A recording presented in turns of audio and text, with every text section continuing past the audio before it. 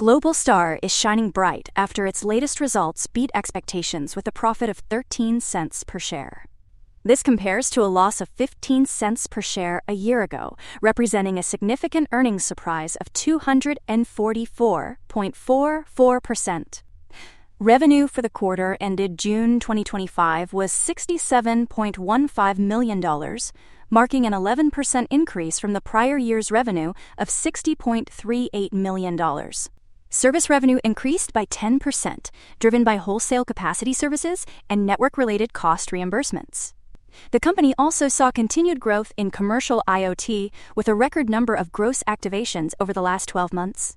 Additionally, GlobalStar executed a capacity access agreement with Parsons, moving their partnership into the commercial phase for government and defense applications, and entered into a cooperative research and development agreement with the U.S. Army, expanding its presence in defense and government markets. Despite the positive earnings report, GlobalStar faces some challenges.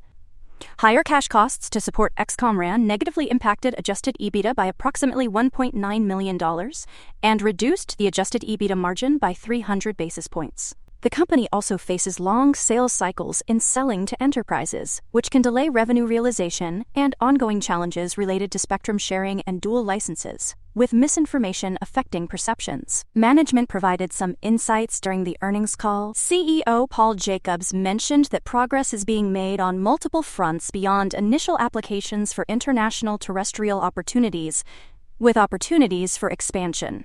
He also stated that the N53 spectrum band is increasingly part of conversations, allowing for mission-critical applications. Jacobs emphasized that obtaining international terrestrial licenses is a standard process, and the company is interested in selling to international customers who need globally harmonized spectrum.